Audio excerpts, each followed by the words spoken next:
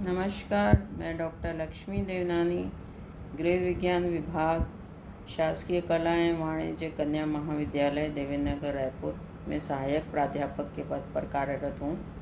आज हम जो टॉपिक डिस्कस करने जा रहे हैं, BSc home science part 1 group 2 paper B introduction to resource management, और इसमें यूनिट 4 का मैनेजमेंट प्रोसेस, इसके जितने भी भाग हैं उन पर हम विचार करेंगे। सबसे पहले प्रबंध का अर्थ एवं परिभाषा।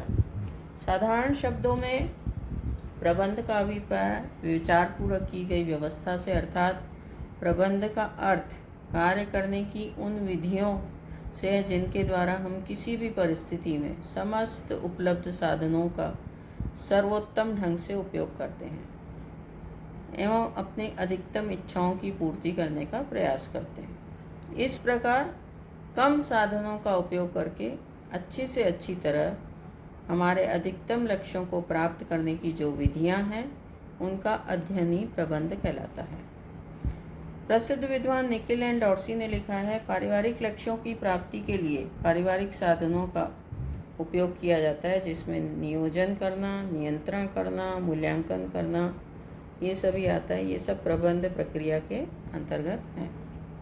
ग्रॉस एंड कैंडॉल के शब्दों में, गृह प्रबंध निर्णयों की ऐसी श्रृंखला है जो पारिवारिक लक्ष्यों की प्राप्ति के लिए पारिवारिक साधनों की प्रयोग की प्रक्रिया को बताता है।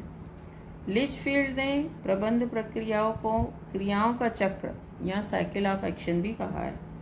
उनके अनुसार प्रबंध प्रक्रिया के अंतर्गत निर्णय प्रक्रिया, कार्यक्रम बनाना, विचारों का आदान प्रदान करना, नियंत्रण एवं मूल्यांकन करना आता है। अब आते हैं प्रबंध प्रक्रिया के चरण। सबसे पहला है नियोजन या योजना बनाना, दूसरा संगठन करना या ऑर्गेनाइजेशन, तीसरा नियंत्रण या कंट्रोलिंग एवं चौथा मूल्यांकन या इवैल्यूएशन। सबसे पहला नियोजन या प्लानिंग। प्रबंध प्रक्रिया का प्रथम चरण योजना बनाना, नियोजन या आयोजन है।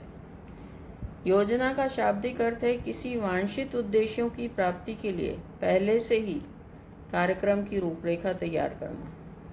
निर्धारित लक्ष्यों या उद्देश्यों की प्राप्ति के लिए भविष्य में क्या करना है, कब करना है, किसे करना है, क्यों करना है, कहाँ किया जाना है, किसके लिए किया जाना है, किन किन साधनों का उपयोग किया जाना है आदि योजना के अंतर्गत आता है। निखिल एंड डॉर्सी के अनुसार नियोजन प्रबंध प्रक्रिया का पहला चरण है। इसके अंतर्गत निर्णय की विस्तृत श्रेणी होती है जो पारिवारिक क्रियाओं, साधनों और परिवर्तित मांग के संदर्भ में लिए जाते हैं।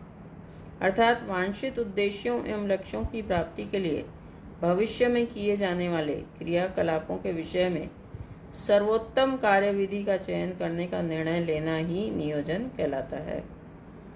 दूसरा इसका चरण है संगठन या ऑर्गेनाइजेशन। विभिन्न कार्यों में प्रभावपूर्ण समन्वय स्थापित करने की कला को ही संगठन कहते हैं। उर्विक के अनुसार किसी कार्य को संपादित करने के लिए किन किन क्रियाओं को किया जाए इसका निर्धारण एवं व्यक्तियों के बीच इन क्रियाओं के वितरण की व्यवस्था करना ही संगठन है। अर्थात संगठन प्रक्रिया के चरण में क्रियाओं का निर्धारण, क्रियाओं का समूहीकरण, परिवार के सदस्यों के मध्य कार्यों का विभाजन, अधिकारों का सौंपा जाना, समन्वय, संतुलन एवं संबंध स्थापित करना आता है। तीसरा चरण आता है नियंत्रण या कंट्रोलिंग। प्रबंध प्रक्रिया का तीसरा चरण कंट्रोलिंग या नियंत्रण है। इसके अंतर्गत संगठन को कार्य रूप में परिणित किया जाता है। किसी भी कार्य की केवल कुशलतापूर्वक योजना बना देने अथवा संगठन से ही कार्य नहीं हो पाता, बल्कि कार्य के समय या लक्ष्य प्राप्ति के होने के समय कई समस्याएं आती हैं जिन्हें दूर करना जरूरी होता है। आवश्यक सुझाव तथा निर्देशों द्वारा योजना को पूर्व निश्चित कार्यक्रम के अनुसार चलाया जाता है ताकि पूर्व निर्धारित लक्ष्यों की प्राप्ति हो सके। निखिल एंड डॉर्सी के अनुसार यह एक ऐसे यंत्र के समान है जो कि योजना को इच्छित परिणामों तक पहुंचाने हेतु दिशा प्रदान करती है। चौथा चरण है मूल्यांकन या इवैल्यूएशन। प्रबंध प्रक्रिया का महत्वपूर्ण कदम है मूल्यांकन। कार्य योजना अनुसार संपन्न हुआ या नहीं, क्या बाधाएं आई, उद्देश्य की प्राप्ति किस सीमा तक हुई, इन सब की जानकारी प्रदान करना ताकि भविष्य में किए जाने वाले कार्यों में प्रभावशाली निर्णय लेकर बेहतर तरीके से कार्य संपन्न करवा सकें, मूल्यांकन कहलाता है। अतः प्रबंध में मूल्यांकन का सर्वाधिक महत्व है। सबसे पहले यह देखना कि क्या प्राप्त हो चुका है। दूसरा, अगली योजना के लिए आधार के रूप में प्रयोग किया जा सके। तीसरा, संपूर्ण योजना को संशोधित करने के लिए। एवं चौथा, नई अंतर्दृष्टि प्राप्त करना।